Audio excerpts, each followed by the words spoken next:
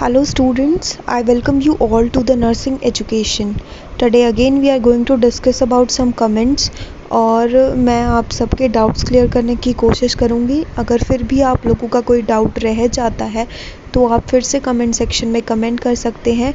मैं दोबारा से आपके डाउट्स क्लियर करने की कोशिश करूँगी। इसके साथ ही मैंने टेलीग्राम चैनल बनाया है जिसके थ्रू मैं आप लोगों को इन्फॉर्मेशन दे पाती हूँ।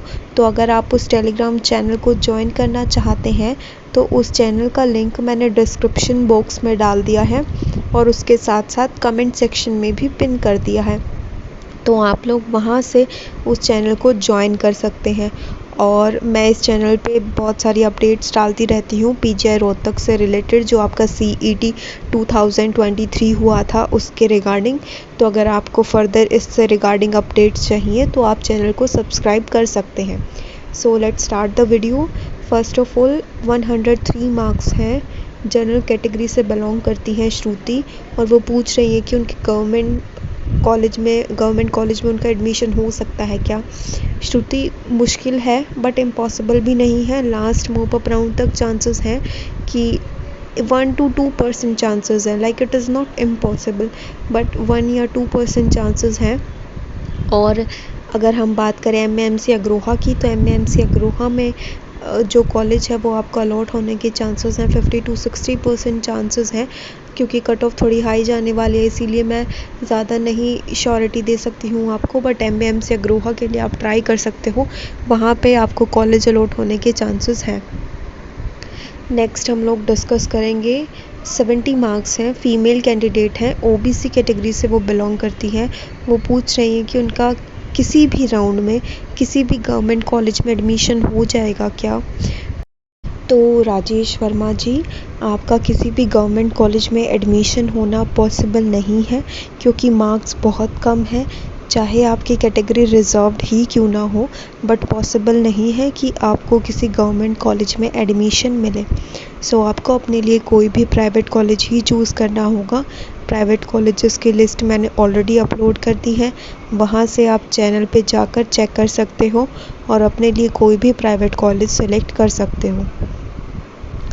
First of all next one is Naveen ma'am, OBC और बीसीए दोनों का 1 अप्रैल 2023। हाँ जी बच्चों, ध्यान से ये बात सुनो कि तुम्हारे जो कास्ट सर्टिफिकेट्स हैं लाइक बीसीए ओबीसी, जितने भी सर्टिफिकेट्स हैं तुम्हारे, वो आपके 1 अप्रैल 2023 के बाद वाले ही काउंसलिंग में चलेंगे। अगर आपके जो डॉक्यूमेंट्स हैं वो उससे पहले के हैं तो वो वैलिड कंसीडर नहीं किए जाएंगे। आप लोगों को ये जो सर्टिफिकेट्स हैं वो 1 अप्रैल 2023 के बाद के होने चाहिए, और अगर नहीं है तो अभी टाइम है, आप लोग दोबारा बनवा लो। अगर आप नहीं बनवाते हो तो आपको काउंसलिंग में पार्ट ले लोगे आप, बट आपके डॉक्यूमेंट्स वेरीफाई नहीं होंगे और आपको सीट अलॉट नहीं होगी। तो इसके लिए ज़रूरी है कि आप लोग अपने डॉक्यूमेंट्स जो हैं आपके कास्ट सर्टिफिकेट से रिलेटेड, उनको 1 अप्रैल 2023 के बाद ही बनवाएं। नेक्स्ट वन इज़ रीज़न क्या है, हॉस्टल क्यों नहीं प्रोवाइड कर रहे। सो सपना, हॉस्टल इसीलिए प्रोवाइड नहीं कर रहे हैं, मे बी हॉस्टल अवेलेबल ही नहीं है, हॉस्टल वैकेंट नहीं हुए हैं, मे बी बिकॉज़ हॉस्टल हो सकता है फुल हो, खाली ना हुए हो, या फिर बिल्डिंग ख़राब हो गई हो, बिल्डिंग में काम चल रहा हो। तो ऐसा कोई स्पेसिफिक रीज़न जो है वो ऑफिशियल नोटिफिकेशन में नहीं दिया गया है। लेकिन अब अगर नोटिफिकेशन आ गया है तो इस बात से कोई फ़र्क नहीं पड़ता कि हॉस्टल आप लोगों को प्रोवाइड क्यों नहीं किया जा रहा। But the important thing is कि आपको हॉस्टल प्रोवाइड नहीं किया जाएगा और आप लोगों को अपने रहने की जो जगह है वो खुद से ढूंढनी होगी। तो आप उस चीज़ पे ज़्यादा फोकस करो अपने लिए। अपने कॉलेज के आसपास जैसे ही आपको कॉलेज अलॉट होता है, आपके डॉक्यूमेंट वेरीफाई हो जाते हैं और फाइनल हो जाता है कि आप इसी कॉलेज में एडमिशन लेने वाले हैं, तो उसी कॉलेज के आसपास कोई पीजी सेलेक्ट कर लो या फिर कोई फ्लैट रेंट पे ले लो। अगर आपके रिलेटिव्स आपके कॉलेज के पास रहते हैं तो आपके लिए बहुत आसानी होगी, क्योंकि आप उनके पास रह पाओगे और बाकी जो प्रॉब्लम्स आएंगी खाने से रिलेटेड और तो वो आपको नहीं होंगे, क्योंकि आपको घर जैसा खाना मिलेगा। तो आप अपने रहने की जगह पे ज़्यादा फोकस करो कि आप कहाँ रहने वाले हो, रेदर देन कि ये रीज़न फाइंड आउट करने के लिए कि हॉस्टल क्यों नहीं प्रोवाइड हो रहा है। क्योंकि नोटिस आ गया है, हॉस्टल प्रोवाइड होना नहीं है, तो इस बात से अब कोई फ़र्क नहीं पड़ता कि हॉस्टल क्यों नहीं मिल रहा। नेक्स्ट वन है 54 मार्क्स है, किस प्राइवेट कॉलेज में एडमिशन हो सकता है। फ़र्स्ट ऑफ़ ऑल आप अपनी परसेंटेज देखो। अगर आप जनरल कैटेगरी से तो हो तो आपकी 35% चाहिए, और अगर आप किसी रिज़र्व कैटेगरी से बिलोंग करते हो तो आपको 30% चाहिए एडमिशन के लिए। अगर आपकी परसेंटेज इससे अबव है तो ही आपको किसी कॉलेज में एडमिशन मिलेगा, और गवर्नमेंट कॉलेज में एडमिशन होना आपके लिए पॉसिबल नहीं है। तो हर एक प्राइवेट कॉलेज में आपका एडमिशन हो सकता है अगर आप इस परसेंटाइल वाले फॉर्मूले को जो है वो सब फुलफ़िल करते हैं। तो आप खुद अपनी परसेंटाइल चेक कर ले और अपने लिए कोई प्राइवेट कॉलेज सेलेक्ट कर लेना अगर आपकी परसेंटाइल एलिजिबल हो। आप अगर अपनी परसेंटाइल के अकॉर्डिंग, मेरिट लिस्ट के अकॉर्डिंग काउंसलिंग में पार्ट लेने के लिए। नेक्स्ट है 98 marks, OBC category. Government college मिलना मुश्किल है, बट चांसेस आर लाइक 1%।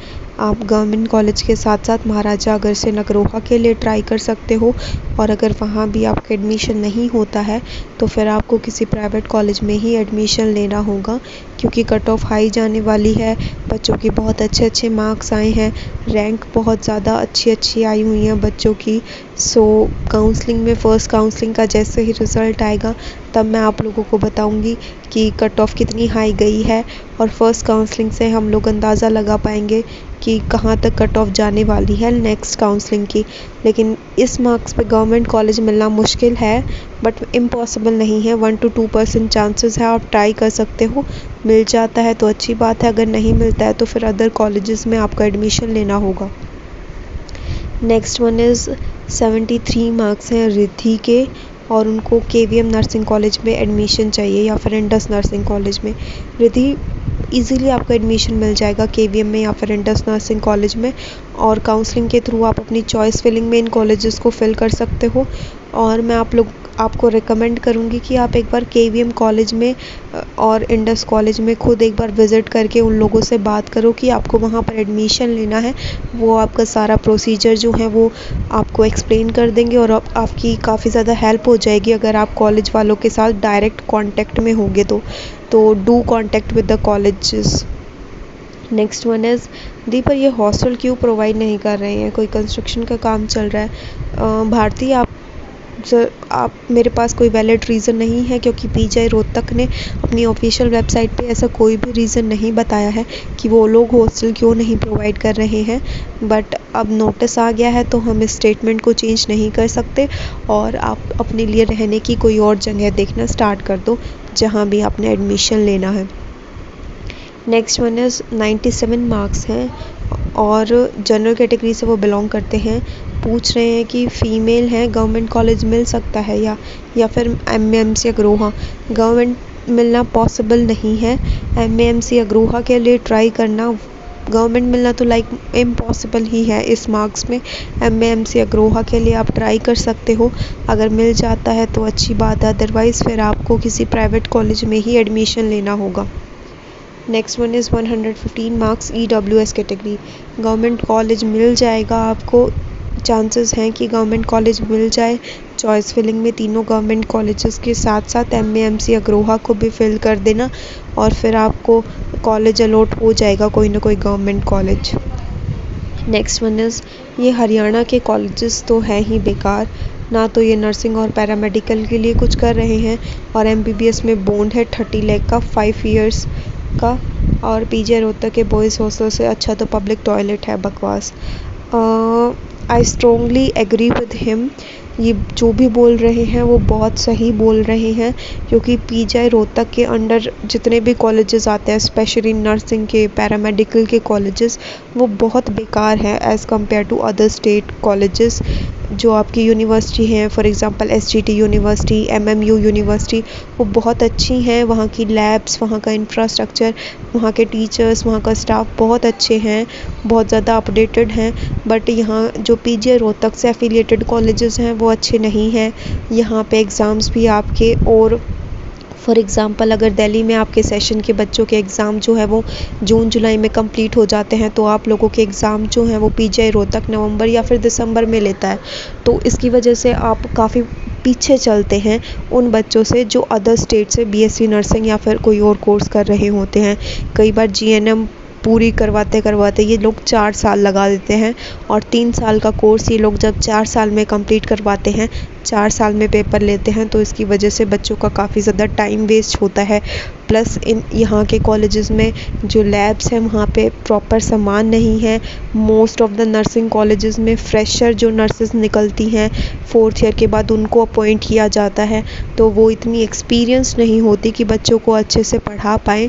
तो इसकी वजह से एजुकेशन सिस्टम भी बहुत ज़्यादा अफेक्ट होता है।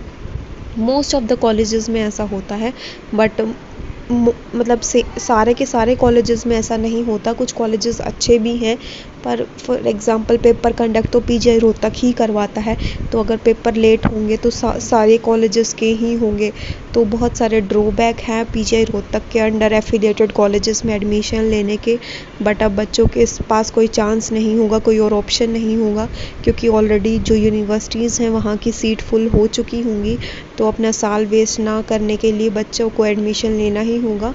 और मैं भी आप लोगों को सजेस्ट करूँगी कि ज़्यादा टेंशन मत लो, 2-3 महीने पीछे ही सही, बट कोई बात नहीं, आपके एग्ज़ाम्स तो होंगे ही, आपको डिग्री भी मिलेगी और वो डिग्री वैलिड भी कंसीडर की जाएगी। तो आप लोग एडमिशन ले लो, टेंशन लेने की कोई बात नहीं है। नेक्स्ट हैं ओबीसी से वो बिलोंग करती हैं, 64 मार्क्स हैं। कौन सा कॉलेज फिल करना चाहिए? आप अपने जो भी प्राइवेट कॉलेजेस आपको पसंद आते हैं उनको आप अपनी चॉइस फिलिंग में फ़िल करना। अप्रॉक्स आप 7 to 8 कॉलेजेस को तो ज़रूर फिल करना मिनिमम। और अपने आसपास आप अपने घर के आसपास या फिर जिस भी सिटी में आप कॉलेज लेना चाहते हैं उन्हीं प्राइवेट कॉलेजेस को आप चूज़ कर सकते हो। प्राइवेट कॉलेजेस की लिस्ट जो है वो मैंने ऑलरेडी अपने यूट्यूब चैनल पे अपलोड कर रखी है। अगर आप उसको देखना चाहते हैं तो मेरे चैनल पे विज़िट कर सकते हैं, और उसके साथ साथ मैं उस वीडियो का लिंक जो है वो डिस्क्रिप्शन बॉक्स में भी डाल दूँगी। नेक्स्ट वन इज़ बिना हॉस्टल के कैसे करेंगे यार, मैं तो अकेली हूँ, घर के कैसे भेजेंगे? घर वालों को आपको कन्विंस करना होगा, क्योंकि आपके पास कोई और ऑप्शन नहीं है, और आपके मार्क्स इतने हैं कि आपको कोई प्राइवेट कॉलेज ही अलॉट होगा। तो most of the private colleges आपको हॉस्टल प्रोवाइड करवा ही देंगे। आप प्राइवेट कॉलेज जिसमें एडमिशन लेने वाले हो वहाँ पे डायरेक्ट कांटेक्ट कर सकते हो, उन लोगों से पूछ सकते हो कि वो आपको हॉस्टल प्रोवाइड करेंगे या फिर नहीं। तो इसके थ्रू आपको पता चल जाएगा कि वहाँ पे हॉस्टल फैसिलिटी अवेलेबल है या फिर नहीं। तो आज हम लोगों ने डिस्कस किया कुछ डाउट्स के बारे में। अगर आप लोगों का कोई और डाउट रहता है तो आप कमेंट सेक्शन में कमेंट कर सकते हैं। And don't forget to like, comment, share and subscribe nursing education.